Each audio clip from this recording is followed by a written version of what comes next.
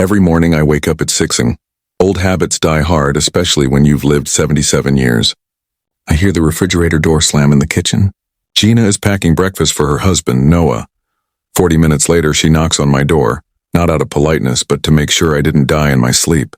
I slowly sit up on the bed, feeling my joints aching. My room is on the first floor. A former guest bedroom remodeled for me when I moved in with my daughter 5 years ago. Moved in is a funny word. I've actually always lived in this house. It's just that no one knows it. The knock on the door is right on schedule. "Earl, you're not dead." Gina's voice sounds more annoyed than concerned. "Not yet," I answer as I do every morning. "Breakfast is in 20 minutes. Don't be late." I hear her leave without waiting for an answer. Gina is my youngest daughter, 42 years Gina old, and has always been a difficult child. Her mother, my late wife Vivian, died when Gina was only 15. Maybe that's the reason for her coldness. She blames me for staying alive and her mother not. Or perhaps she's just that kind of person. I gave up looking for an explanation a long time ago. I dress slowly, choosing a clean long-sleeve shirt. It's always cold in the house. Gina saves money on heating, even though her husband Noah makes a good living as a financial analyst. They're both obsessed with savings. Every dime in the account, every extra thing in question. Sometimes they'd know a lot about money if they ever really needed it. I look in the mirror, a thin older man with thinning gray hair and deep wrinkles around his eyes. My electrician's hands are blistered and scarred from minor burns. I worked as an electrical engineer at the city's power plant for 45 years. Honest work, steady pay, modest pension. The secret, at least that's what everyone thinks. The secret I've kept for 20 years sometimes seems heavier than all the electrical cables I've ever laid. In 2005, I won the lottery, won $800,000. I didn't tell anyone, not my wife. She was already sick at the time. Not my kids, especially the kids.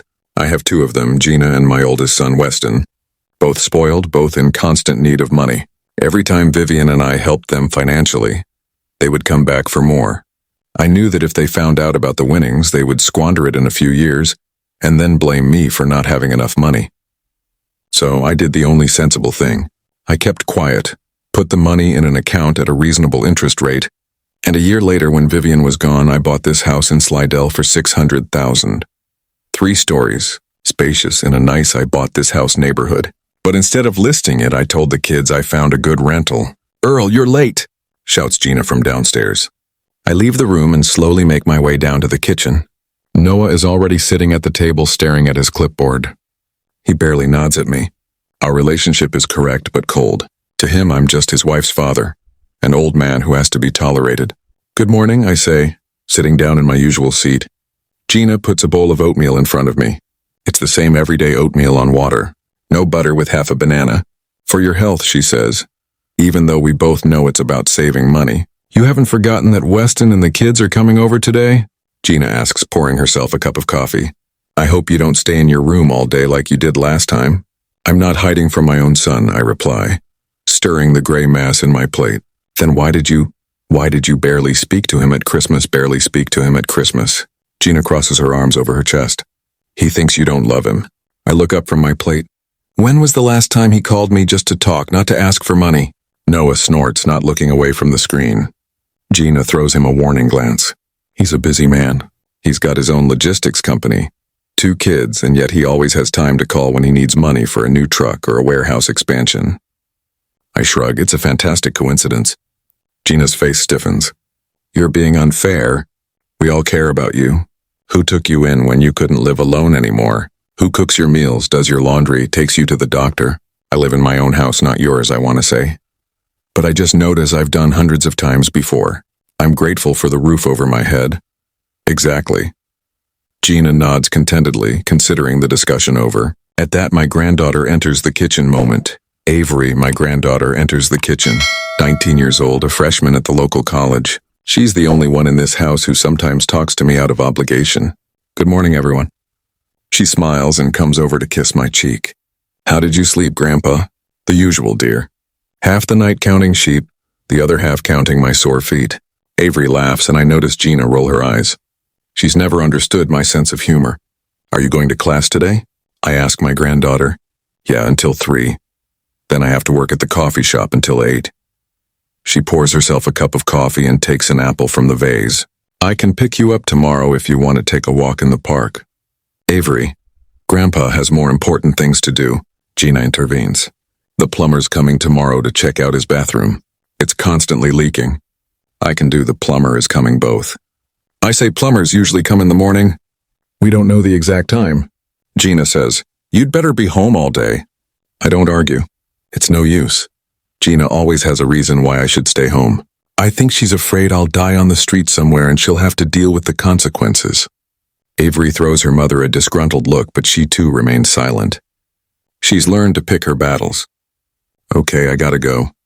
She finishes her coffee in one gulp. I'll see you tonight. She kisses me on the cheek again and skips out of the kitchen. The front door slams and it's as if the house is getting colder. Noah rises from the table, gathering his things. Don't forget to check the electric bill, he tells Gina. It was suspiciously high last month. His gaze stops on me for a moment, and I realize what he's thinking. The old man sits at home all day burning electricity. I hardly ever. The old man sits at home, turn on the lights, I say, and I only watch TV in the evenings. No one's blaming you, Earl. Noah puts on a fake smile. It's just that the bills are mounting and your pension isn't precisely a rubber band, is it? I nod, thinking about my bank account, which has over $1 million in it. Money that no one knows about. Sometimes I wonder why I keep that secret. But then I remember the look in Gina's eyes when she talks about the money. Greedy, calculating, or Weston's phone calls always starting with, "How's your health, Daddy?"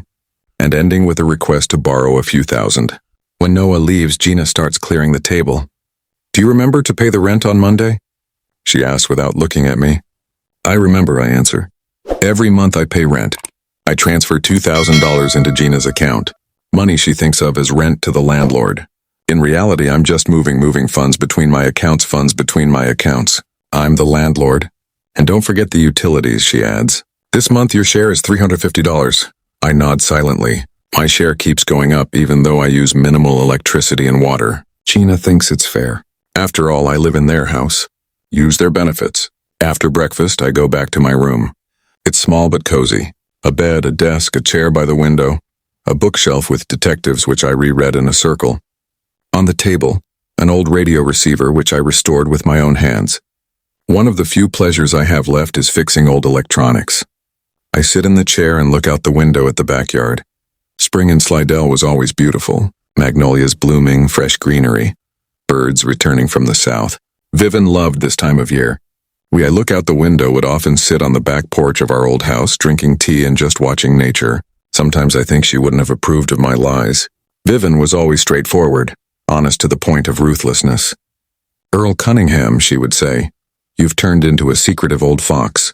But then I remember how worried she was about Weston and Gina. How she cried when they came for money again, not interested in her health. We've raised selfish people, she told me once, and I thought maybe she would understand. The sound of a car pulling up pulls me out of my musings. I look out the window.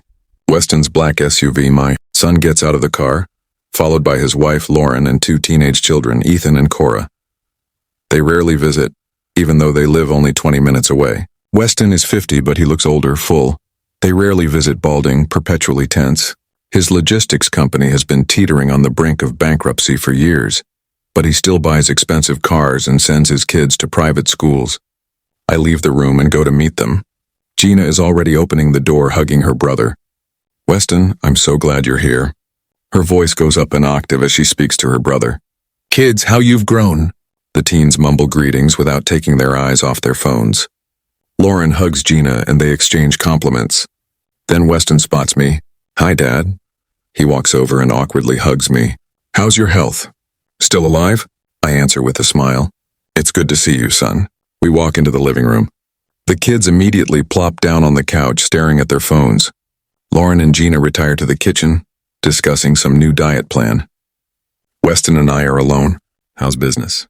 I ask even though they retire to the kitchen already know the answer. It's tough, he sigh. There's more competition, and customers are demanding more and more for the same money. You know, Dad, I was thinking, he lowers his voice. Do you have some spare cash? I need to upgrade our truck fleet, or we will lose the Blue Ridge shipping contract. There it is. It hasn't been 5 minutes. Weston, you know my situation. I'm living on my pension, paying Gina's room and utilities. I know. He nods quickly. But maybe you have some savings, something set aside for a rainy day. I'll pay it back with interest once the contract starts making a profit. I look at my son who is 50 years old and I see the same boy who asked for money for a new bike because the old one wasn't cool enough. Same look, same intonation. I look at my son, no Weston, I don't have any savings. His face darkens, I see. Well, I was just asking. The rest of the visit passes in a tense atmosphere. Weston barely speaks to me. The children ignore my existence altogether. After lunch, they quickly pack up and leave, citing some urgent business. As the door closes behind them, Gina turns to me. What did you say to him? He looked upset. The truth that I didn't have the money to sponsor his business. Gina shakes her head. Do you have to be so callous? He's your son. He's trying to keep the business afloat. And I'm trying to make it to the end of the month on my pension. I parry, which by the way I'm partially giving to you. Gina presses her lips into a thin line. You live in my house. You use my food and electricity. It would be weird if you didn't pay, wouldn't it? In your I think to myself house, I think to myself, how easily she has appropriated my property. How confidently she talks about how I should pay for the right to live in the house I bought with my own money. Of course, I say out loud. All is fair. In the evening, when the house is quiet, I sit in my room and listen to old jazz on the radio quietly so as not to disturb Gina and Noah. Over the wall, I can hear them discussing my stubbornness and ingratitude, how I don't help my own son, even though I must have stashed something. I look at my reflection in the window pane, an old man with a bitter smile. 20 years I've kept a secret, 20 years I've lived a double life. Sometimes I ask myself, was it worth it? Would it have been better to tell the truth from the beginning? But then I remember the greedy gleam in Weston's eyes, Gina's cold calculation, and I realize, no, I did the right was it worth it thing. The money wouldn't have made them better. It would have disappeared faster than I could blink. It's times like this that I especially miss Vivian. She was always my compass, my conscience. What would she say now? Would she support me or condemn me? Avery gets home around 9. I hear her knocking quietly on my door. Grandpa, are you awake? Come on in, sweetheart, I answer. She slips into the room, tired after a long day, but still finds the strength to smile. How was your day? She asks, sitting down on the edge of my bed. Your uncle came by, I answer. He asked for money for trucks. Avery rolls her eyes. The usual. He never just shows up, does he? I shrug, he's got his own problems. That's no excuse to use you. She frowns. Mom's the same way. They both think you owe them something. She frowns. Sometimes it amazes me how perceptive Avery is. She sees things in her 19 that adults in their 40s and 50s don't. Your mom takes care of me, I say, even though we both know that's not entirely true. She cares about the money you pay her. Avery shakes her head. I'm sorry. I don't mean to speak ill of Mom, but she could treat you better. I smile and take her hand. You remind me of your grandmother. She always told the truth too, even when it was inconvenient. Avery smiles. I wish I could remember her. I was only 4 when she died. She would have been proud of you, I say. You're the only one in this family who isn't obsessed with money. Maybe because I've never had a lot of it. She laughs. It's hard to become obsessed with something you don't have. We talk some more about her studies, about her job at the coffee shop, about the book she yawns reading now. Then she yawns and gets up. It's time for me to go to bed. I have to get up early tomorrow. She leans over and kisses me on the cheek. Good night, Grandpa. Don't let them hurt you. When she leaves, I sit in the chair for a long time, staring into the darkness outside the window. It's times like this that I think maybe I should at least tell Avery the truth. She deserves to know that one day she'll inherit a small fortune from her poor grandfather, but then she'd have to keep my secret from her own parents, and that's not fair to her. No, it's better to wait a few more years and she'll be out of college, back on her feet. Then maybe it'll be time for the truth. In the meantime, I will continue to play the role of the old man who lives on a pension and depends on his daughter's generosity. I'll pay rent on my own house and endure the leering looks when I turn on the Sunday morning lights during the day. It's a strange life full of lies and pretense, but it's my choice, my defense. And as long as I can sit in the silence of my room listening to jazz and remembering Vivian, I can live with it. Sunday morning greeted me with a headache. I woke up to the sound of a lawnmower outside my window. The neighbor across the street always mows his lawn at 8 a.m. sharp on Sundays, regardless of the season. I struggled to sit up on the bed, reaching for the pills I always keep on my nightstand. At my age, pills are becoming as much a part of life as coffee in the morning. Through the wall, I could hear Gina and Noah talking in the kitchen. Their voices sounded muffled, but I could distinguish the words bills and problems. They're talking about money again. Gina is obsessed with saving money, even though she and Noah make enough. Sometimes I think it's the only topic they really care about. I slowly got dressed and left the room. The conversation in the Good Morning kitchen stopped momentarily when I appeared in the doorway. "Good morning," I said as I headed for the coffee maker. Gina was sitting at the table with a calculator and a stack of papers, bills, receipts, bank statements. Noah stood by the window with his arms folded across his chest. "Earl, we were just talking about you," Noah said in his businesslike tone. "Did you remember your rent is due tomorrow?" I poured myself a cup of coffee, trying not to sound annoyed. "It's the same thing every month. I didn't forget. I'll wire the money today." Additionally, Noah continued, the electricity rate had gone up again. "Your share this month will be $400. I almost choked on my coffee. 400? Last month it was 350. Inflation. Earl, Noah said as if he were its 350 inflation, explaining the obvious to a child. "Everything's getting more expensive. Plus you've been spending more time at home watching TV, turning on lights." "I hardly ever watch TV," I objected. "And I only turn on the lights when I really have to." "The meter doesn't lie," Gina intervened, keeping her eyes on her paperwork. "If you think it's too much, we can install a separate meter for your room." I knew it was useless to argue. They would always find a way to squeeze more money out of me, even if they had to distort the truth to do it. I had long suspected that they were overcharging me for my share of the utility bills, but there was no way to prove it. "All right," I finally said. 400 is 400. Gina nodded contentedly as if she'd just won an important deal. Noah patted me on the shoulder with fake concern. "We all have to tighten our belts, man. Times are tough." I nodded silently, thinking about the million in "man times are tough" my account. Tough times. If only they knew. After breakfast, I went out into the yard to stretch a little. It was a warm day, and the neighbors were out on their lawns. Some tending to their flowers, some washing their cars, the everyday life of normal people. I wonder if they have such a complicated relationship with their kids, too. Or was it just me who was so lucky? I strolled down the sidewalk, enjoying the sun on my face. The houses in our neighborhood are large, well-maintained, with perfect lawns and neatly trimmed bushes. Typical middle class striving to look richer than they really are.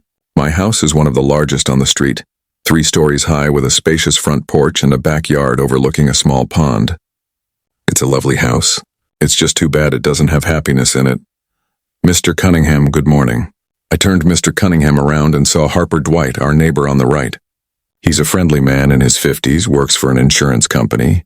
We sometimes say a few words when we meet on the street. "Good morning, Harper," I said. "It's a beautiful day, isn't it?" "Delicious." He came closer, lowering his voice. "Have you heard the news? The Browns are selling their house. They're asking almost $1 million, really?" I wasn't particularly interested in neighborhood gossip, but I kept up the conversation out of courtesy. "Yeah, and you know what? It's been seen a few times already." Harper was clearly enjoying his role as informant. "The realtor says there's a lot of interest. Our neighborhood's getting more and more popular. Prices are skyrocketing." I nodded, thinking about my own house. If the Browns can ask $1 million for a house smaller than mine, how much is my property worth now? When I bought it 20 Harper years ago, I paid $600,000. The real estate market in Slidell has gone up a lot since then. "Have you thought of selling?" Harper asked suddenly. "It's such a big house for the 3 of you. It must be hard to keep it in order." I smiled. "It's not mine, Harper. I'm just renting a room from my daughter." It was a standard lie I'd been repeating for years. Sometimes I started to believe it myself. "Oh yes, of course." Harper nodded. "I'm sorry, I forgot. Well, tell your daughter that if she ever decides to sell, I know a great realtor. My brother-in-law, actually. He specializes in high-end real estate." "I'll be sure to tell her." I lied and said goodbye to Harper, continuing my walk. The thought of selling my house had never seriously crossed my mind before. Why sell the place I'd lived in for so many years? But now, after my conversation with Harper, the idea was lodged in my mind. What if I do sell the continuing my walk house? What would Gina do when the real owner decided to put the property on the market? I chuckled as I pictured her face. But then my thoughts took a more serious turn. Why not? Why don't I sell the house and start living my own life without constant reproaches? Without having to pay for the right to live in my own house without daily humiliation? Vivian would call it petty revenge. She had always been above such things. "Earl," she would have said, "you're becoming just like them." But maybe this time she would understand. Maybe seeing the way Gina treated me, she'd approve of my decision. I remembered how Vivian and I had met at a dance at the local club in 1968. I was 20. She was 19. She was the prettiest girl in the room, tall with brown hair and a laugh that made everyone around her smile. We married as she was the prettiest girl a year later, bought a little house on the outskirts of Slidell. I worked as an electrician and she worked as a school teacher. We were happy despite our modest income. And then the kids were born. First Weston, then Gina, and everything changed. They never appreciated what they had. They always wanted more. Weston demanded expensive toys. Gina demanded fancy clothes. Vivian and I worked overtime to make sure they had everything they needed, but it was never enough. And when Vivian got sick, they didn't even bother to visit her regularly in the hospital. Too busy with their own lives, I sighed, coming back to reality. The walk took me to a small park at the end of the street. I sat down on a bench watching the ducks on the pond. What would Vivian say about my current life? Would she approve of my lies? Probably not. Vivian always preferred straightforwardness. If the boiler broke, tell them the truth, Earl, she would probably advise. Stop hiding. But it was too late for the truth. Too many years had passed. Too many lies had accumulated. If I confessed now, they would never forgive me for my deception. Not that I particularly valued their forgiveness, but the thought of more family discord was complex. When I got home for dinner, I found Gina in a foul mood. She was thrashing around the kitchen, slamming cabinet doors loudly. "What's wrong?" I asked her gently. "The boiler broke," she said. "Again, third time this year. This house just eats up money." I sat at the table watching her fumbling. Maybe I should call another handyman. The one who came last time didn't inspire confidence. Gina turned to me sharply. "You're an expert on boilers now." Her voice oozed sarcasm. "Or maybe you've got spare money for a new her voice oozed sarcasm handyman." I remained silent, knowing that any answer would only add fuel to the fire. "Exactly," she continued. "You sit here criticizing, and who's going to pay? Me and Noah, as always. Do you know how much it costs to run this house? Do you know how much we spend on repairs, insurance, taxes?" "Yes, I do," I wanted to say. "I've been paying for it for 20 years. Instead, I just nodded. "I understand it's expensive. You don't understand anything." Gina sat across from me, folding her arms across her chest. "You live here. You have all the amenities, and all you have to do is pay your share on time. But even that's a problem." "I always pay on time," I objected, feeling the anger boiling up inside me. "Yes, but that's not good enough." She raised her voice. "Prices are going up, Earl. We can't subsidize your life anymore." "Subsidize?" Now it was my turn to raise my voice. "I pay $2,000 for a room and $400 for utilities. That's more than my pension. Where do you think the rest of the money comes from?" Gina was almost screaming. "Does it fall out of the sky?" "No, it's me and Noah working our asses off to pay for this house." I took a deep breath, trying to calm down. This conversation was going nowhere but another fight. "I can increase my share if I need to," I said finally. "Or I could look for another place to live." Gina snorted. "And where will you go? Who would rent to a 77-year-old man with a meager pension? You realize we didn't take you in because of the money, but because you're our father. That doesn't mean you can sit on our necks." Taken in, those words cut like a knife. Every time Gina said them, I felt like a stray dog that had been taken in out of pity. At that I felt like a stray dog moment. Noah walked into the kitchen fresh from a run. He immediately sensed the tension. "What's going on?" "The boiler's broken," Gina replied. "And Earl thinks we should spend even more money on expensive handymen." "I didn't say that," I countered. "I was just making a suggestion." "It doesn't matter what you suggested," Noah interrupted. "The fact is that it's getting more expensive to run this house, and your contribution remains the same. It's not fair to us." "I just told Gina I'm willing to increase my share," I replied, feeling like I was being backed into a corner. "By how much?" Noah asked businesslike. "Another $500 a month would cover the increase in expenses." I swallowed. "Another $500? That would be nearly impossible on my pension. Sure, I had money in my account, but they didn't know that." "Yeah, I need to think about it," I said. "This is adult life, Dad, finally. This is a serious promotion. Think fast," Noah cut me off. "The bills won't wait." He left the kitchen, leaving me alone with Gina. She looked at me with an expression I couldn't quite pinpoint, a mixture of disappointment, annoyance, and maybe a dash of pity. "You realize we're not going to kick you out on the street," she said more quietly, "but you have to pay your fair share. This is adult life, Dad. Nothing comes for free. Adult life." I'm 77 years old. I've worked all my life, buried my wife, raised 2 kids, and she's telling me about adult life. I know, I replied, holding back my anger. I'll think about your offer. The next day on my usual walk, I saw the realtor outside the Browns' house. A tall man in an expensive suit was putting up a for sale sign on the lawn. Without knowing why, I approached him. Hello, I said. I saw the realtor, you selling the Browns' house? The man turned around and gave me a professional smile. That's right, Raymond Prescott, Slidell Luxury Real Estate. He handed me a business card. Are you interested in buying? I grinned. No, just curious. I live in the neighborhood. I pointed to my house over there. Raymond whistled. That's a great house. One of the best in the neighborhood. If you ever want to sell, be sure to come to me. With a property like that, you can get a great price in the current climate. Really? I acted surprised. How much do you think it could be worth? Raymond squinted his eyes, assessing the house from afar.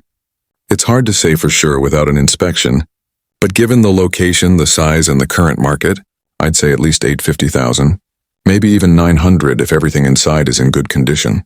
I whistled, finding I whistled shock. Wow, is this a good time to sell? The best time in years, Raymond said confidently. Demand is huge, offers are low. Homes in this neighborhood are going in a matter of days, often above asking price.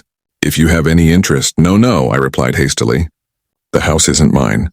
I just live there with my daughter. She's the owner. I see. Raymond nodded. Well, if your daughter ever thinks about selling, here's my card. I can arrange a free appraisal. I took the card and put it in my pocket, thanking him. The rest of the day, I thought about the conversation with the realtor. $850,000, maybe even $900, considerably more than I'd paid 20 years ago. Money that would ensure that I could live comfortably for the rest of my days, without having to account to Gina and Noah for every dime I spent. That evening, when everyone had gone to the rest of the day bed, I pulled out Raymond's business card and stared at it for a long time. Then I took out my cell phone and saved the number just in case, I told myself, just to know I had a choice. The next few days passed in relative peace. Gina was busy at work. Noah was away on a business trip, and Avery spent most of her time at college or at work. I enjoyed the rare moments of solitude, listening to jazz, reading books, fiddling with my old radio. But on Thursday night, the storm broke again. Gina came home from work in a terrible mood. I was sitting in the kitchen drinking tea and reading the paper when she came in and threw her bag on the table. Did you wire the rent money? She asked without greeting. Yes, back on Monday, I replied, keeping my eyes on the paper. And the extra? I looked up. I replied, what extra? We talked about increasing your share. Gina folded her arms across her chest. Another $500 a month. You said you'd think about it. I did, I said calmly. I've decided I can't afford the increase. My pension isn't exactly rubber. Gina's face turned red. So you expect us to keep covering your expenses? That's not fair, Earl. I'm paying a fair price for a room? I objected, feeling my blood pressure rising. $2,000 for a small bedroom is more than market value. It's not just the room, Gina raised her voice. You're using the kitchen, the living room, the garden. You consume electricity, water, gas. I pay for the utilities separately, I interrupted. And the sums keep going up even though I use almost nothing. You use more than you think, Gina countered. And even if you weren't, the real estate itself is getting more. I interrupted, expensive. Taxes go up, insurance goes up, someone has to pay for all this. I took a deep breath, trying to stay calm. I realize it's expensive to maintain a house. However, I cannot afford to pay more than I am now. If you need extra money, maybe you should talk to Weston. He could Weston. Gina laughed a bitter laugh. Are you serious? He's got his own problems. And unlike you, he has real expenses. The kids, the business, the mortgage. I have expenses too, I said quietly. Drugs, doctors, which are mostly covered by health insurance. Gina cut me off. Don't play poor, Earl. We both know you should have savings. You've worked your whole life, lived modestly. Where did all the money go? I was silent, not knowing what to say. Should I tell the truth? Admit that I had millions in my account or continue the lie I'd maintained for 2 decades? I spent most of my savings on life is expensive, your mother's treatment, I finally said. It was a half-truth. Vivian's treatment had indeed been expensive, though it hadn't exhausted my funds. The rest went to everyday expenses. Life is costly, Gina, especially when you're old and sick. Gina looked at me in disbelief. I don't believe you, she said bluntly. You're hiding something. I always have. But you know what? It's not my problem anymore. She came closer, hovering over me. I'll tell you what, Dad. Either you increase your share by $500 a month or you look for another place to live. I'm no longer going to subsidize your life at the expense of my family's well-being. I looked at her. My youngest daughter, the one I once carried in my arms, the one I read bedtime stories to, the one I bought ice cream for at the park on Sundays. Now she stood before me like a stranger, cold and calculating. I looked at her, kicking me out? I asked quietly. I'm setting fair terms, she replied. This is business, Earl. It's nothing personal. Nothing personal. My own daughter tells me that evicting her own father is nothing personal. I get it, I said, getting up from the table. Give me a week to decide. There's nothing to decide, Gina cut me off. Pay the rent or get out. Her words hung in the air, razor sharp. I walked silently out of the kitchen and into my room. When I closed the door behind me, I took Raymond Prescott's business card out of my pocket and stared at it for a long time. Then I took out my cell phone and dialed the number. Mr. Prescott, this is Earl Cunningham. We spoke the other day outside the Brown house. Yes, that's right. I'd like to talk to you about the possibility of selling my house. I didn't wait the week I'd allotted myself. The very next morning after the moving out honey fight with Gina, I started packing. There wasn't much. Clothes, a few books, an old radio, pictures of Vivian, personal papers. My whole life fit into 2 suitcases and a cardboard box. A sad summation of 77 years on this earth. Gina was at work as I finished packing. Avery came into my room, saw the suitcases, and froze in the doorway. Grandpa, what's going on? Her voice shook. I looked at my granddaughter, the only person in this house who truly cared about me. I'm moving out, honey, I replied, trying to sound calm. Your mom gave me an ultimatum yesterday. Either I increase the rent or I leave. I can't afford to pay more, so the choice is obvious. Avery came over and sat on the bed next to me. This isn't right, she said quietly. She can't do this to you. You're her father. I took her hand. In some families it didn't. I found a small apartment matter, sweetheart. Money was more important than blood ties. Where are you going to go? There were tears in her eyes. I found a small apartment downtown, I answered. It's modest, but it's enough for me alone. Don't worry, I won't stay on the street. In fact, I'd taken care of the apartment in advance. I'd called the real estate agency a week ago, as if anticipating the end of my conflict with Gina. The apartment was small in an old house near the center of Slidell, but clean and fully furnished. The rent was $1,200 a month, considerably less than I was paying Gina for a room in my own house. I'll come visit you, Avery promised, hugging me tightly. I'll be waiting, I smiled.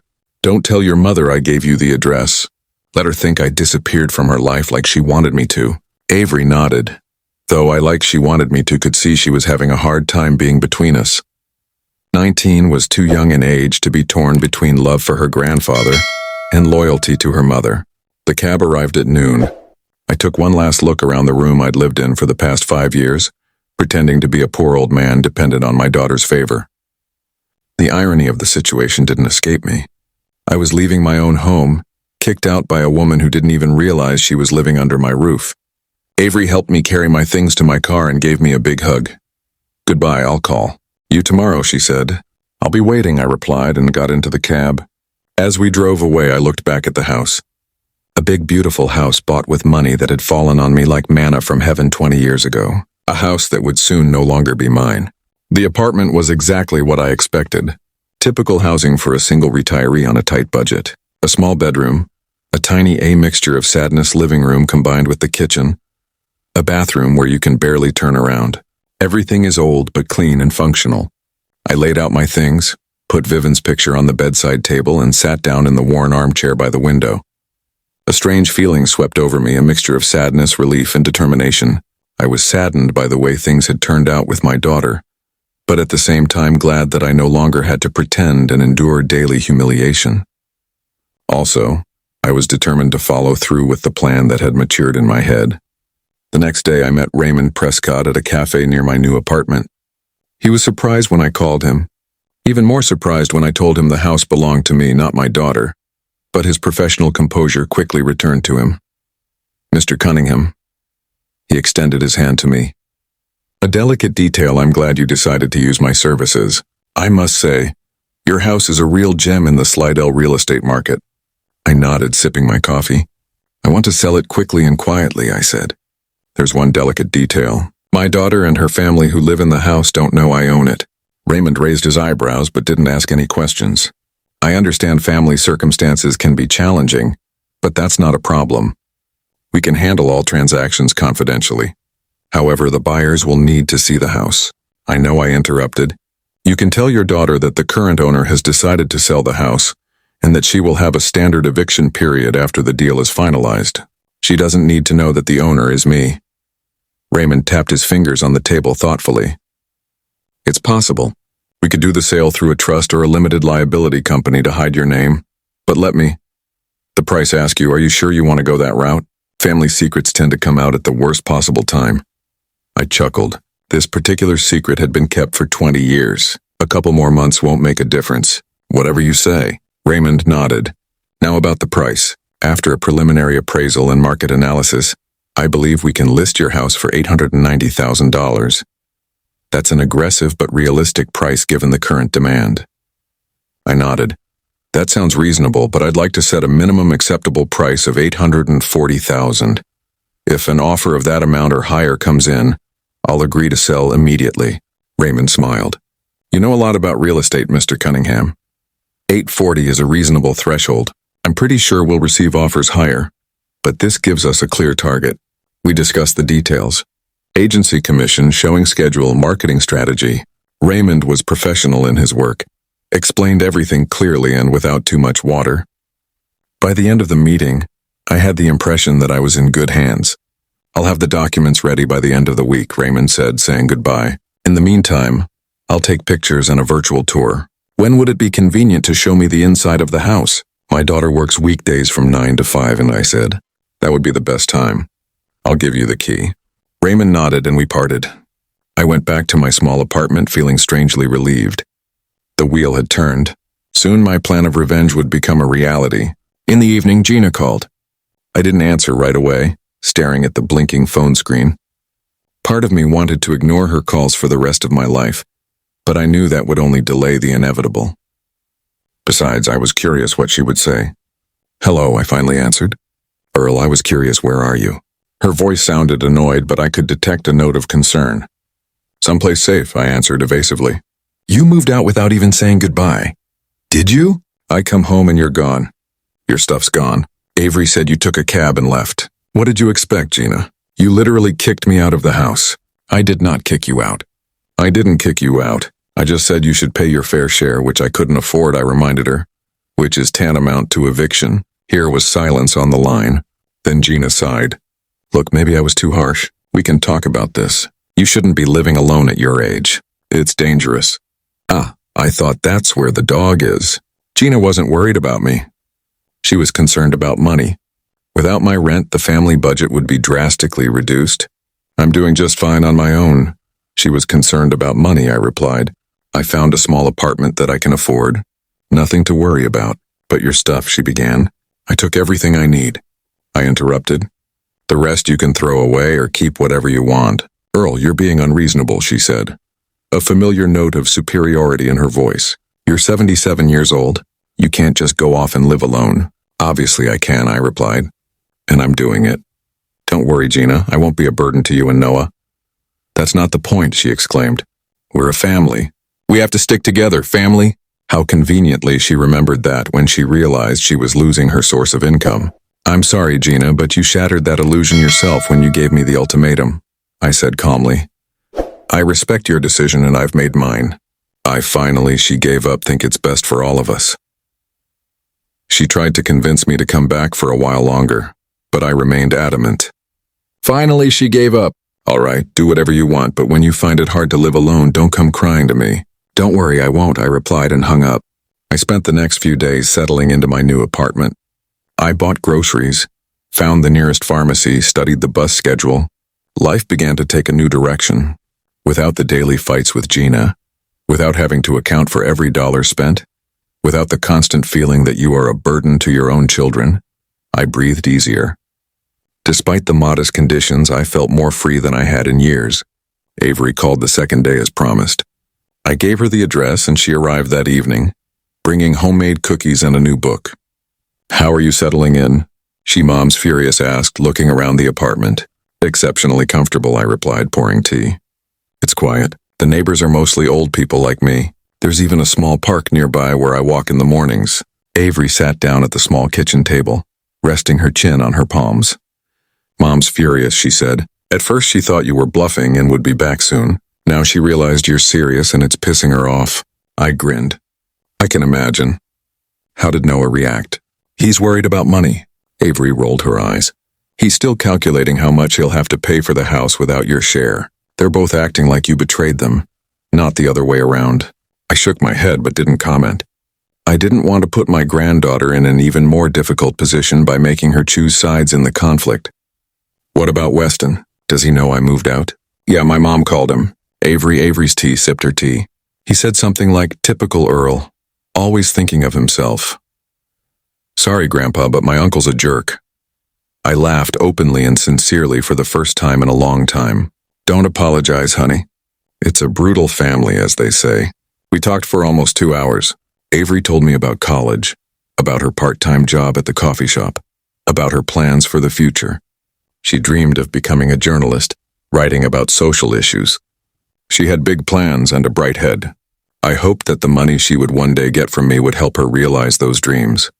When she left, I felt the loneliness again, but it wasn't as oppressive as before. Now it was the calm, peaceful loneliness of a man who can finally breathe fully. 3 days later, Raymond Prescott called with the news. Mr. Cunningham. We already have interested buyers, he excitedly reported. I took photos in a virtual I was surprised tour yesterday, posted the ad just this morning and already 5 viewing requests. That fast? I was surprised. I told you the market is hot right now, Raymond replied. Plus your house is a real gem. 3 stories in excellent condition in an upscale neighborhood. These offers are rare. We agreed on a showing schedule. Raymond would bring potential buyers when Gina was at work. I gave him a second set of keys and warned him to be careful. Leave no signs of being there. Lock all the doors as they were. Don't worry, Mr. Cunningham, the realtor assured me. I'm a professional. Your daughter won't suspect a thing until the very last moment. The next day, Gina called again. This time her tone was softer, almost apologetic. Earl, I've been thinking about our situation, she began. Maybe we can find a compromise. You could pay I've been thinking a little more, not the full $500, but say $250. That's an interesting suggestion, I replied neutrally. What's changed? Nothing has changed, she said quickly. It's just you're my father. I don't want you living alone in some cheap apartment. It's not safe. I suppressed a chuckle. Gina had never been good at lying. It was obvious that without my rent, their budget was cracking at the seams. Thanks for your concern, I said, but I'm already settled in. I signed a 6-month lease, put down a deposit. Plus it's quiet, no one telling me how much electricity I can use or when to turn on the heat. Earl, be reasonable, she said, a hint of irritation in her voice. You can't live alone. What if you fall or you get sick at night? I have a phone for emergencies, I replied, and I can handle it. I'm not as infirm as you must think I am. I can handle it, she sighed. You've always been stubborn. Even Mom said you were impossible to argue with. The mention of Vivian prickled me. Gina rarely talked about her mother as if she were trying to erase her from her memory. Vivian knew when to insist and when to back off, I said quietly. It's a shame you didn't inherit that trait. The conversation ended quickly after that. Gina mumbled something about calling back later and hung up. I knew she wouldn't give up trying to get me back, not because she cared, but because of the money. The week went by quickly. Raymond called every day with reports of showings and potential buyers. Interest in the house was overwhelming. 12 families had viewed it in the first 3 days, and half of them expressed serious intentions. On the 7th day after the showings began, Raymond called with the happy news. Mr. Cunningham, we have a proposition. His voice sounded excited. $860,000 cash. Quick closing on the deal. The buyers are an elderly couple, recently retired, moving from New York. They loved the house, especially the view of the pond. I felt my heart beat a little faster. $60,000 was more than I'd bargained for. Including the agency commission and taxes, I'd be left with about $750,000 net. Together with my existing savings, that was more than enough to ensure a comfortable old age. I accept the offer, I said without hesitation. Good, Raymond exclaimed. I'll prepare the documents and contact their realtor. We can close the deal in 2 weeks if everything goes smoothly. What about my daughter? I asked. When will she be notified of the sale? It's standard procedure for the new owners to give the tenants 30 days to move out after the deal closes, Raymond said.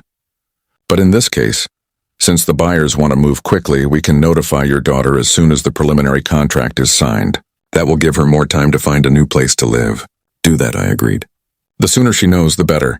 After the call, I sat in a chair by the window, looking out at the street and pondering my decision. Part of me felt bitter and disappointed. It wasn't how I'd envisioned my life ending. I had hoped to spend my final years with a loving family, perhaps with grandchildren visiting me every weekend, with a daughter who cared for me out of love, not money. Instead, I was selling my house to get revenge on a woman who saw me only as a source of income. But another part of me felt a strange satisfaction. Gina would finally know the truth, that she'd been living in my house all these years, not the other way around. That I wasn't a helpless old man, I wasn't a helpless old man dependent on her favor, that I could have pulled the rug out from under her at any time. And that's exactly what I was doing now. Vivian probably wouldn't have approved of such revenge. She always said that anger destroys the soul of the one who feels it, not the one at whom it is directed. But Vivian didn't see what our daughter had become since her death. Didn't hear the cold words. Didn't feel the scornful looks. Hadn't endured the humiliation day after day, year after year. I sighed, looking at my wife's picture on the nightstand. "I'm sorry, darling," I whispered.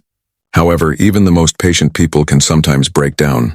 The next few days passed in paperwork.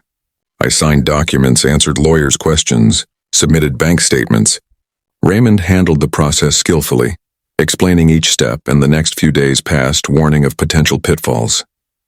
Gina called several times, still trying to convince me to come back. I answered evasively, not wanting to give her false hope, but not revealing my plans either. Let her find out everything from the realtor like a regular tenant. It would be fair. On the 10th day after I left, Raymond called with the news. "Mr. Cunningham, the preliminary contract has been signed. The buyers have put down a deposit of $86,000. Now we can officially notify your daughter of the sale." "How do you plan to do that?" I asked. "The standard procedure is to send a registered letter notifying her of the sale and demanding that she vacate the premises within 30 days of the closing. But in your case, I think a personal meeting will be more effective. I can stop by tomorrow and explain everything to you." "She'll be furious," I warned. "Don't worry," Raymond grinned. "In 15 years in this business, I've seen it all. Tenant anger is a common occurrence," I warned, "in real estate sales." I agreed to his plan, but asked him not to reveal my involvement until the very end. Raymond promised to maintain confidentiality, but warned that at the closing of the transaction, my name will inevitably appear in the documents. "If your daughter scrutinizes the deeds, she will see that you are the seller," he said. "I can't hide that." "I understand," I replied. "It won't matter by then. The important thing is that she doesn't know now." That evening I couldn't sleep for a long time, imagining Raymond coming to Gina and telling her the news. How her face changed when she realized she couldn't live in that house anymore. How she calls Noah in a panic, telling her they're being evicted. Part of me felt gratification at these thoughts, but another part of me felt a strange I got out of bed emptiness. Was this really what I wanted? To take revenge on my own daughter even if she deserved it? I got out of bed, walked to the window. Night. Slide was twinkling with lights, living its life, oblivious to the little human dramas playing out behind closed doors. Somewhere out there in a big house on a quiet street, Gina was sleeping, unaware that tomorrow her life would change. And I, her father, was the one who set the mechanism in motion. "You're doing the right thing," I said to myself. She chose this path herself when she decided money was more important than family. But somewhere deep inside, a voice similar to Vivian's whispered, "Are there winners in family wars, Earl? Or only losers?" I didn't know the answer. I knew the call from Gina would follow soon. Raymond Prescott was supposed to meet with her this morning and break the news of the house sale. I sat in my small apartment trying to read the detective, but the words blurred before my eyes. While the phone rang, thoughts kept returning to what was happening now in my former home. How would Gina react? What would she say? Would she scream, cry, or coldly analyze the situation like Noah would do? The phone rang at exactly 11:30. I looked at the screen. It was her. I took a deep breath, gathering my thoughts, and answered it. "Hello? What the hell is going on here?" Gina's voice was ringing with anger. No greeting, just straight to the point. "What are you talking about?" I decided not to make it any easier on her. Some realtor was here. She was practically screaming. He says the house is sold and we have to move out 30 days after the closing. There's some kind of mistake, right? You got something wrong with the rent. This is it. The moment I've been preparing for the last 2 weeks. The moment when the truth finally comes out, the truth finally comes out. No, Gina, there's no mistake, I replied calmly. The house has indeed been sold. But how is that possible? Her voice trembled. You've been paying rent on time. I checked the bills myself. How can the landlord evict us? The landlord can do whatever he wants with his property, I said, including selling it. Then we need to contact him immediately, Gina insisted. Explain the situation. Offer to buy the house ourselves. Noah and I have a good credit history. We could, Gina, I interrupted her. You don't understand. The landlord's already made his decision. The house is sold for $840,000. The money has been paid.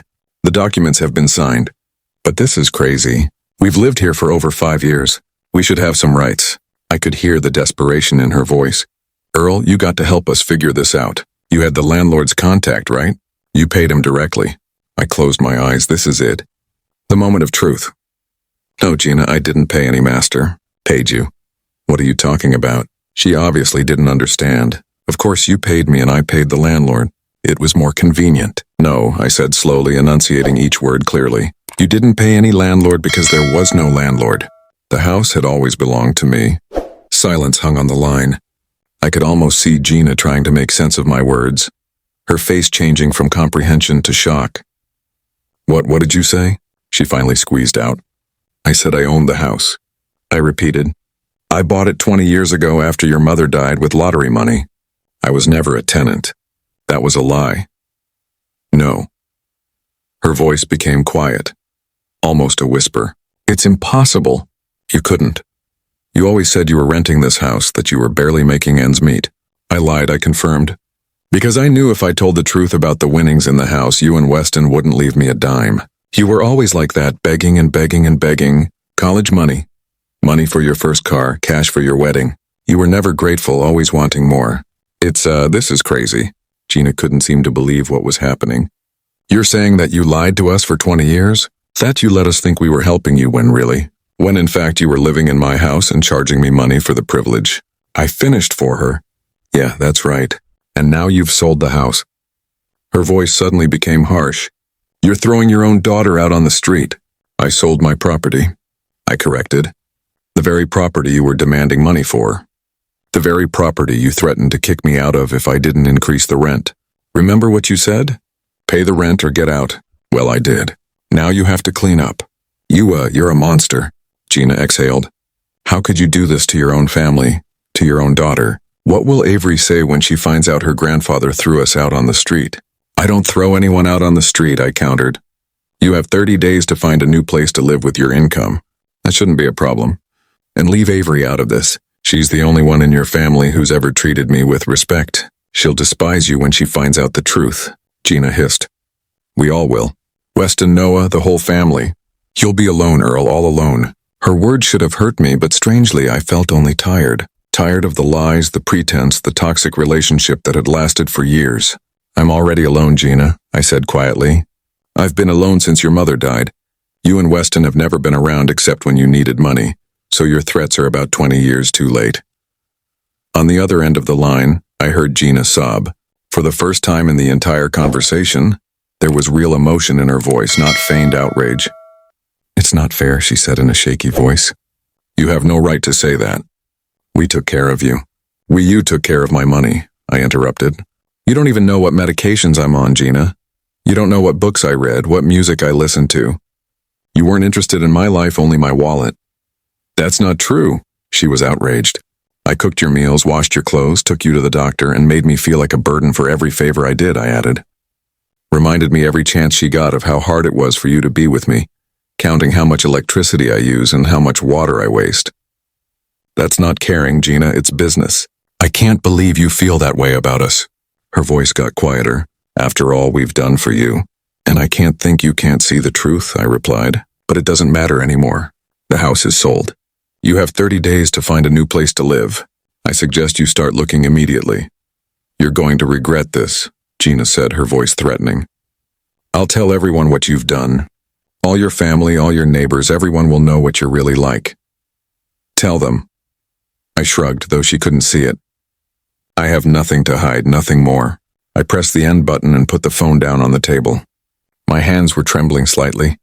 Despite my outward calm, the conversation wasn't easy for me. I felt a strange mixture of emotions. Relief that the truth had finally been revealed. Sadness that my relationship with my daughter was finally ruined. And the emptiness that comes after a long-awaited but bitter triumph. I stood up and walked to the window. The day was clear, sunny. People were walking down the street, minding their own business, unaware of the little family drama playing out in one of the apartments. Life went on as usual, indifferent to our problems. The phone rang again 15 minutes later. This time it was Weston. I'd almost expected it. Of course, Gina had called her brother right away, told him everything. I took a deep breath and answered. "Weston, what the hell are you doing?" My son's voice was full of rage. Gina just called me in hysterics. "You sold the house? Seriously? You're throwing your own kids out on the street?" "I sold my property," I replied calmly. "Something I had every right to sell. But why now? Why so suddenly?" Weston clearly couldn't understand my motives. "And why the hell didn't you ever tell us you owned the house? Because you'd immediately start demanding your share," I answered bluntly, like I always did.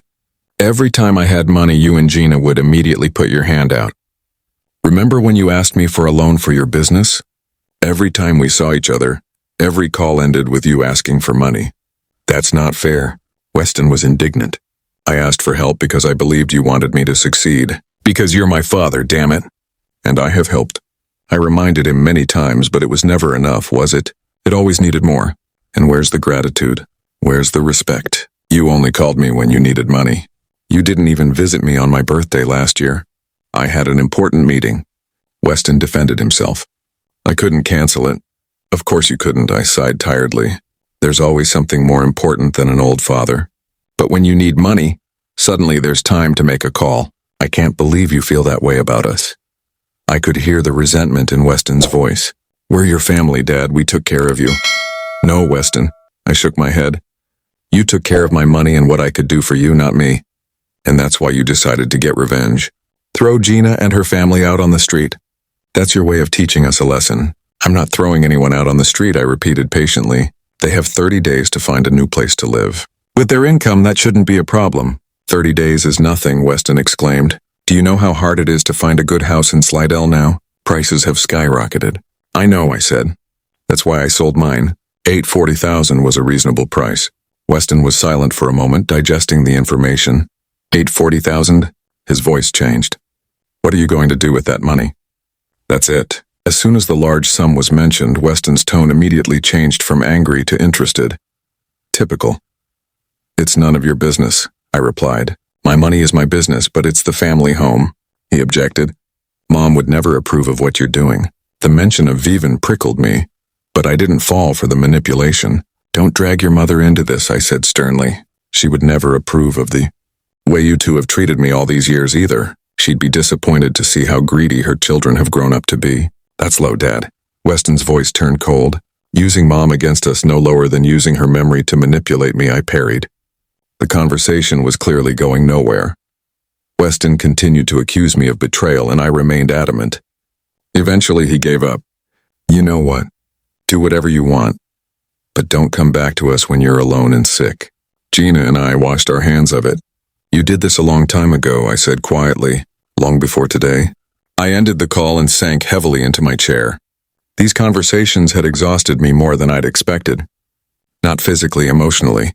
Saying out loud what I'd been holding in for years was both liberating and agonizing. The next call followed from Avery. Her voice sounded worried.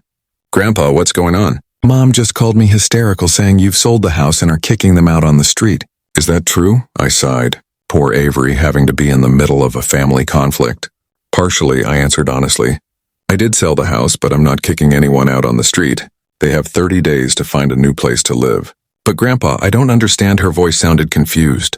"How could you sell the house? It belonged to Mom and Dad, didn't it?" "No, honey," I said softly.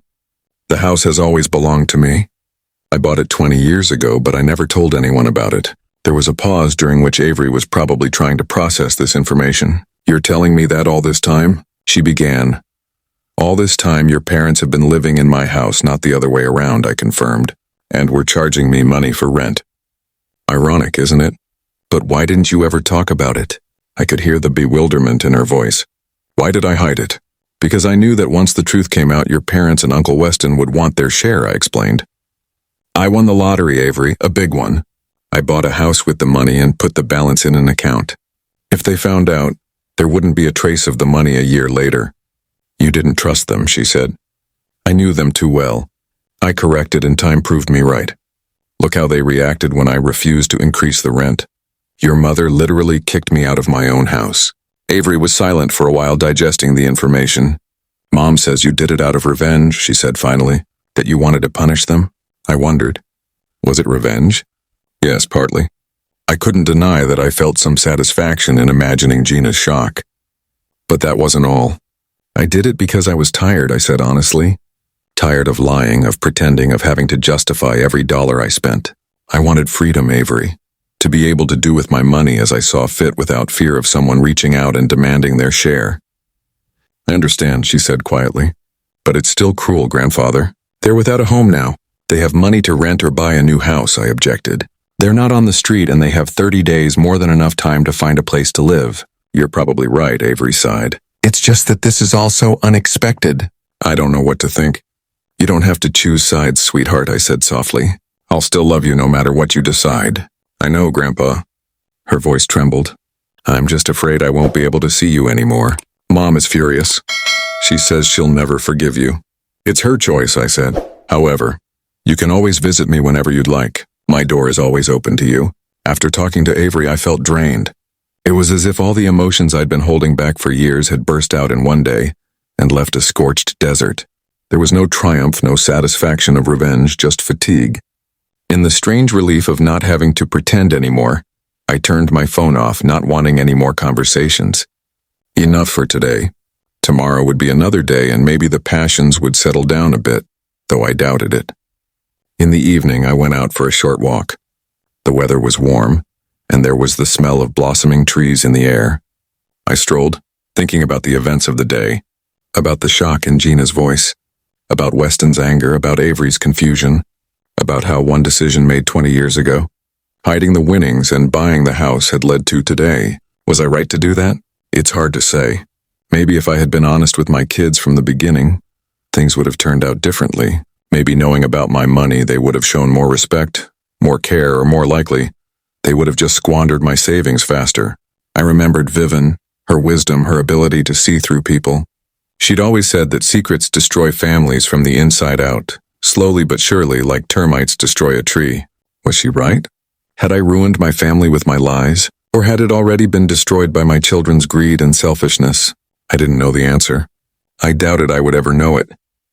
But one thing I knew for sure was that I no longer wanted to live a lie. Whatever happened next, whatever the outcome of this story, I would meet him with open eyes and a clear conscience. Back in the apartment, I turned on my phone. 10 missed calls from Gina, 5 from Weston, 2 from Avery. A few messages I didn't bother to read. I muted the sound and put the phone on the nightstand. Tomorrow. I deal with all of this tomorrow, tonight. I just wanted some peace. I sat in a chair by the window, watching the sun set over Slidell. A strange sense of freedom swept over me, as if the heavy weight I'd been carrying for 20 years had finally fallen from my shoulders. Yes, I had hurt my children. Yes, they would probably never forgive me. But I was no longer a prisoner of my own lies, a victim of their manipulations. For the first time in a long time, I felt real. Not a poor old man dependent on his daughter's charity. Not a stingy father refusing to help his son, but just a man. Earl Cunningham, a 77-year-old widower who had the right to manage his life and his money as he saw fit. It wasn't a triumph. It was simply a release. 3 weeks have passed since the day Gina learned the truth about the house. In that time, my life had changed dramatically. The deal was successfully closed, and I received a check for $735,000 after all fees and taxes were paid. The money was deposited into my account, joining the balance of the winnings I had so carefully kept all these years. The first thing I did with my newfound wealth was to buy a small but cozy house in the southern part of Slidell. It was 1 story with 3 bedrooms, a spacious living room, and a veranda overlooking a well-kept garden.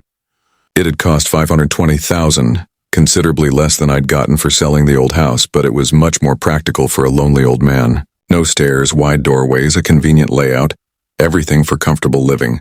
The realtor who helped me with the purchase, an energetic woman named Helen Maroro, was surprised when I paid for the house in whole mortgage-free. "That's rare these days, Mr. Cunningham," she said as we signed the papers. "Most buyers take out a loan." "I'm too old for credit," I replied with a smile. "I prefer to own what I have fully and unconditionally." After I bought the house, I started fixing it up. For the first time in years, I could spend money without thinking about what Gina or Noah would say. I bought new furniture. Comfortable, high quality, chosen for my taste, not for economy reasons. I ordered a large armchair with an adjustable backrest, which I had long dreamed of. I bought a modern TV with a large screen to watch old movies that I love so much. Renewed his closet, throwing away the worn-out shirts and pants he had worn for years for fear of appearing wasteful. But the greatest pleasure was seeing a doctor.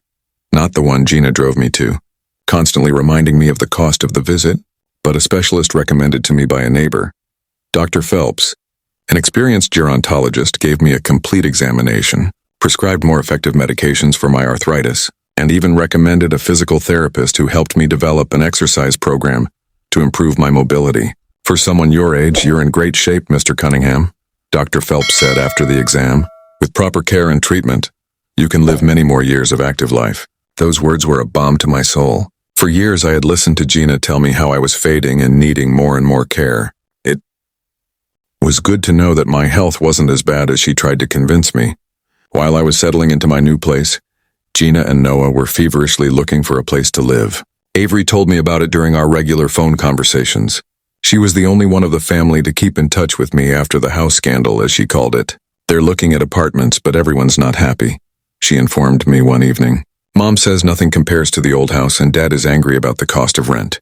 They fight all the time." "I'm sorry you have to witness this," I said sincerely. "Not your fault, Grandpa," Avery sighed. "Well, technically it is, but I understand why you did it. I probably would have gotten tired of the nagging and demands too."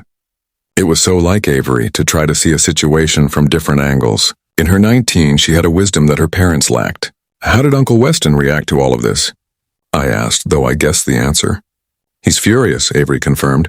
"He says you betrayed the whole family, that you're selfish and all that. But you know what's funny? When Mom told him about your money, the first thing he did was call and ask for a loan to expand the business right in the middle of a scandal." I wasn't surprised. Weston was always like that. Even when he was angry, he'd take advantage. "What about your parents? Are they still mad at me?" "Mom is," Avery answered after a short pause. "She says she'll never forgive you for cheating and kicking us out of the house. Daddy's more angry about having to pay for a new place. You know, Dad, it's all about money for him." I did. Noah's always been a financial analyst, not just by trade, but by vocation. Every decision in his life has been through the prism of profit and loss. "Had they found anything suitable?" I asked, feeling a slight prick of conscience. "I think so," Avery replied. "An apartment in a new complex near the center. It's not as big as the house, but it's a decent place." My mom still wasn't happy, saying it was a step backward in their lives. I didn't say anything. Gina had always been obsessed with status, the trappings of success. Moving from a big house to an apartment, even a nice one, was a blow to her ego. "When are you moving into your new house?" Avery changed the subject. "Already moved in," I answered. "I moved the last of my stuff in yesterday. You should come by sometime. I think you'll like it." "I will," she promised. "Just don't tell Mom. She'll forbid me to see you." "It will be our secret," I assured her. After our conversation, I sat on the new veranda, enjoying the warm evening and a cup of tea. It was strange how things had turned out. For years I had lived a lie, pretending to be a poor old man dependent on my daughter's favor. Now that the truth was out, I was free. But the price of that freedom was my relationship with most of the family. Was it worth it? It's hard to say. Sometimes in moments of weakness, I doubted my decision. Maybe it was worth it to keep playing the game, to endure humiliation and nagging for the sake of preserving at least the semblance of family ties. But then I remembered the cold calculation in Gina's eyes when she demanded a rent increase. Weston's greed, always asking for more than I could give. The constant feeling that I was a burden, that my presence was only tolerated because of the money I brought in. No, I decided freedom was worth the price. The ability to live by my own rules, to spend my own money without excuses, to not have to fear being kicked out of your own home. It was worth breaking up a relationship that had long since stopped being healthy. Avery kept her promise and visited me a few days later. Her eyes widened when she saw my new home. "Wow, Grandpa, she exclaimed, looking around the spacious living room with new furniture and modern appliances. It's amazing. Much better than I expected. What did you expect? I asked with a smile. That I'd be living in a shack. No, of course not, she laughed.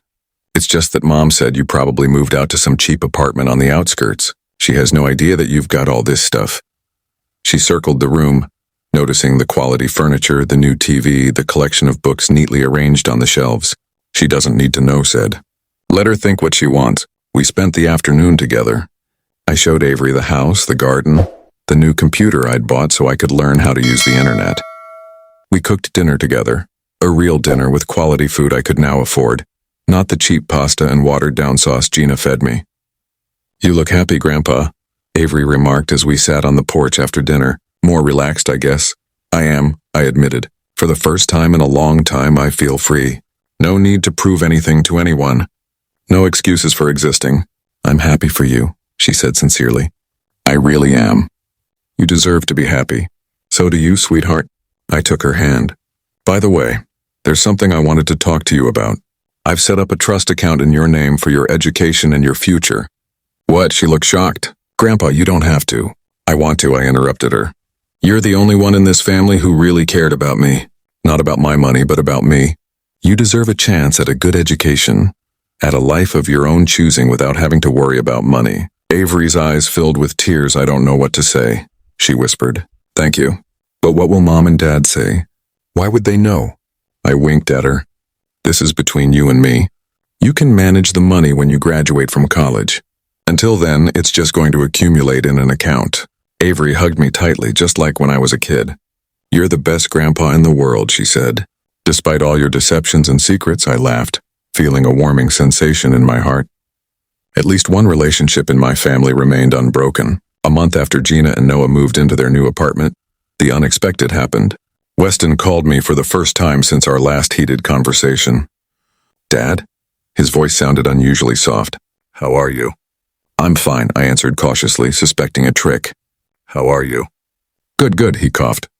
Listen, I've been thinking about our last conversation. Maybe I was too harsh. You know, I'm always a hothead when it comes to family. I appreciate your apology, I said neutrally. Yes, I'd like to stop by your place if that's okay. See how you're settling in. Maybe help with something. There it is. I could almost hear the gears clicking in Weston's head. He'd found out about my money, my new house, and now he wanted to repair the relationship. Not out of remorse or love, but out of possible gain. That's very nice of you, I said. But I'm perfectly settled. Everything that needs to be done has been done. Yeah. I could hear the disappointment in his voice. Well, maybe I'll just stop by and see you. It's been so long since we've had a proper conversation. Perhaps some other time, I said evasively. Right now, I'm a little busy with setting up the house. After a few more attempts to make an appointment, Weston gave up and said goodbye, promising to call later. I knew he would call, especially if he heard from Avery, who I hoped would keep her mouth shut about the trust I'd set up for my granddaughter. Gina held on longer. For almost 2 months after the eviction, she didn't make contact. But one day, as I was gardening at my new house, her car pulled up. I straightened up, leaning on the rake, and watched her get out of the car, looking around my house with undisguised amazement. Earl, she said instead of greeting me. Nice place you got here. Thanks, I replied calmly. To what do I owe this visit? She stepped closer, scrutinizing my face. You look good, she said with a touch of surprise. Healthier than before. A proper diet, a good doctor, and a lack of constant stress works wonders, I said.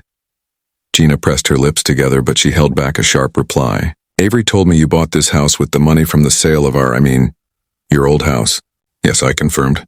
It's much more practical for someone my age. No stairs, all on one level. She nodded, looking at the well-tended garden. The new garden furniture on the veranda, the freshly painted front must have cost a lot of money. I can afford it, I replied simply. Gina sighed as if gathering her strength. Look, Dad, I know we didn't break up in the best way. I was shocked angry about your deception, but as time went on, I thought maybe we should try to make things right. We're still a family. Family? I repeated thoughtfully. It's funny how you're only bringing that up now. Not when you kicked me out of the house. Not when you made me pay for a room in my own house. I didn't know it was your house, she objected. You never told us the truth. And if I had, I asked, what would have changed? Would you have treated me with more respect or would you just demand more money?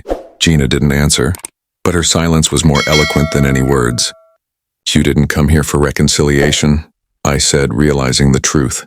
You came here. You found out about my money, my new house, because you realized you'd missed your chance to get your share. It's not fair, she said quietly. You're judging me without even giving me a chance. I gave you a chance every day for the 5 years I lived with you, I replied. Every day was a chance to treat me like a father, not a source of income. You didn't take any of them. We stood in silence, looking at each other across a chasm of mutual resentment and misunderstanding. Finally, Gina turned toward the car. I thought you'd be lonely and miserable, she said over her shoulder. That you'd realize how much you needed a family, but you seem to be doing just fine on your own. Yes, I agreed. I'm doing fine. She got in her car and drove away without saying goodbye. I watched her go, feeling a strange mixture of sadness and relief. It was probably the last time we'd see each other, but maybe it was better for both of us. The next few months passed in relative peace. I set up my new home, gardened, found a hobby club where older people like me met to discuss books and play chess. Avery visited me regularly, sometimes staying for the weekend. She talked about college, about her plans to become a journalist, about trips she wanted to take. Weston called several times, each time with a barely concealed request for money.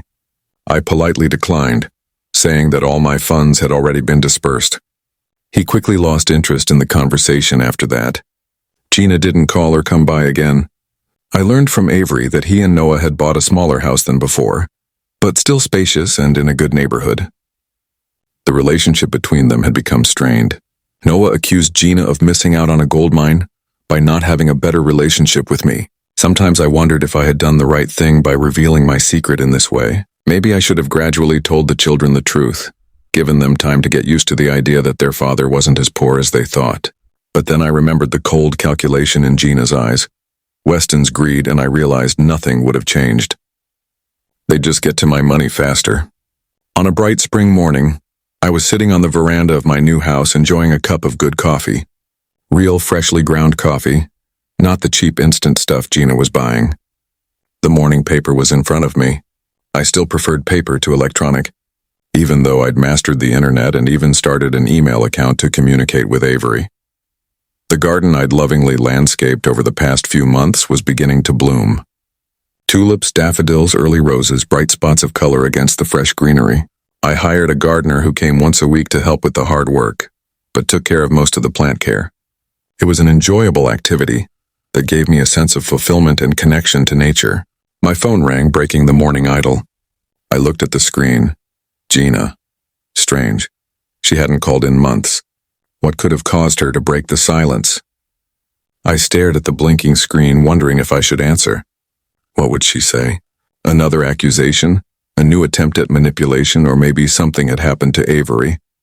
The last thought made me reach for the phone, but I stopped myself. If something serious had happened to Avery, I'd get a call from the hospital or the police, not Gina, who had avoided contact with me for months. No, it was probably another attempt to repair the relationship. Not out of love or remorse, but out of calculation. Perhaps Weston had told her about the trust for Avery, though I hoped my granddaughter had kept that secret. Or maybe Noah was having financial problems and they decided to try to get some help from Rich Daddy. I stared at the screen for a few seconds, then hit the mute button and put the phone screen down on the table. Gina could leave a message if it was really something important. And I wasn't about to interrupt my morning for another round of manipulation and accusations. I went back to my coffee and the paper. The sun was rising over the garden, promising a warm spring day. Birds sang in the bushes. The breeze gently ruffled the leaves of the trees. The world continued on its way, indifferent to small human dramas. And I was part of that world, not a poor old man dependent on his daughter's favor. Not a stingy father refusing to help his son, but just a man, Earl Cunningham. A 77-year-old widower who could finally live by his own rules without having to justify or pretend. For the first time in years, I felt truly free, master not only of my home but of my life. And that feeling was priceless, far more valuable than all the money I'd ever had or lost. The phone stopped ringing. I took a sip of coffee, turned the page of the newspaper, and smiled at the new day.